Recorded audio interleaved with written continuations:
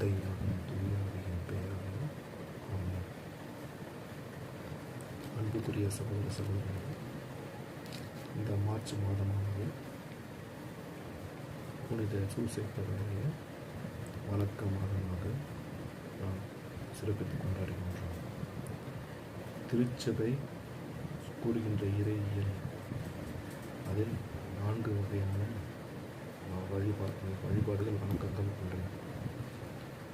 ஒன்று லாத்ரியா அடோரேஷன். இந்த லாத்ரியா அடோரேஷன் வந்துட்டு இறைவனுக்கு மட்டுமே லாத்ரியா அடோரேஷன் டு காட். ரெண்டாவது வந்து ஹைப்பர்தூலியா வந்து வெனரேஷன், ஹையஸ்ட் வெனரேஷன். இது வந்து அன்னை மரியாளுக்கு.